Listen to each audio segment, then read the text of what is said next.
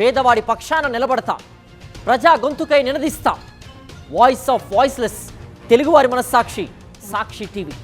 సాక్షి TV ప్రసారాల కోసం మీ స్థానిక cable ఆపరేటర్ను వెంటనే సంప్రదించండి.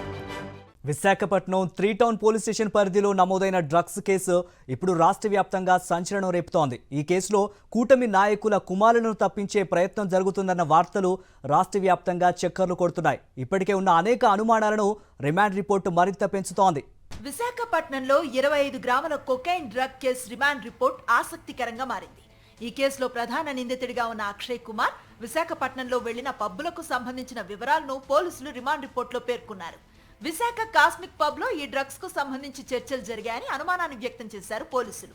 ఈ కేసులో ఉన్న నిందితులు చాలా పబ్బుల్లో అప్పుడప్పుడు కలుస్తూ డ్రగ్స్ గురించి మాట్లాడుకునేవారని ఆ వివరాలను రిపోర్ట్లో అధికారులు పేర్కొన్నారు. అయితే 3 టౌన్ పోలీసులు కోర్టుకు సమర్పించిన రిమాండ్ రిపోర్ట్లో మొదటి రోజు పోలీసుల అదుపులోకి తీసుకున్న 2 నిందితుల పేర్లను ఎందుకు పెట్టలేదనే ప్రశ్నలు వినిపిస్తున్నాయి. నిందితులకి డ్రగ్స్ ముఠాకు ఎటువంటి సంబంధాలు ఉన్నాయనేది పోలీసులు ఎందుకు బయటకు చెప్పటం లేదని అనుమానాలు వ్యక్తం చేస్తున్నారు విశాఖ వాసులు.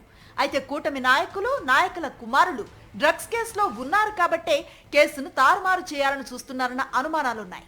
ఓవైపు ఈ కేసులో నేరుగా కూటమి ఎమ్మెల్యే, ఎంపీలు పోలీసులపై తీవ్ర స్థాయిలో ఒత్తిడి తీసుకువస్తున్నారనే వార్తలు వినిపిస్తున్నాయి. ఈ థామస్ అనేటువంటి వ్యక్తి కానీ, లేకపోతే ఈ అక్షయ్ కుమార్ అనేటువంటి వ్యక్తి కానీ, వీరి ద్వారా ఎవరికి సరఫరా అయ్యింది, ఎవరు వీరితో కాంటాక్ట్ లో ఉన్నారు, ఈ వచ్చినటువంటి ఈ డ్రగ్స్ ని ఎవరెవరు ఇందులో పాత్ర ఉంది అనేటువంటి తెలుసుకునేటువంటి ప్రక్రియలో మరో 3 కూడా అదుపులో తీసుకున్నారు. తీసుకున్న తర్వాత జరిగినటువంటి రాజకీయ పరిణామాలు, ప్రముఖ ప్రజా ప్రతినిధులు వారి ప్రమేయంతో ఈ కేసులో ఉన్నటువంటి కొంతమందిని తప్పించారా లేదా అనేటువంటి విషయానికి ఈ ప్రభుత్వం, పోలీసు అధికారులు సమాధానం చెప్పాల్సినటువంటి అవసరం ఉందని చెప్పి కూడా ఈ సందర్భంగా మీ ద్వారా కోరుతా ఉన్నాం, డిమాండ్ చేస్తా ఉన్నాం. ఇప్పటికైనా ఈ కేసులో ప్రధాన నిందితులను చట్టం ముందు ప్రవేశపెట్టాలని వైఎస్ఆర్సీపీ నాయకులు డిమాండ్ చేస్తున్నారు. ఇప్పటికే అనేక సార్లు ఈ పబ్బుల్లో మాదక ద్రవ్యాలు పోలీసులు సీజ్ చేశారు. అయినా ప్రభుత్వం సరైన చర్యలు తీసుకోకపోవడంతో ఈ పబ్బుల్లో ఇంకా డ్రగ్స్ సప్లై జరుగుతుందని ఆరోపణలు వినిపిస్తున్నాయి.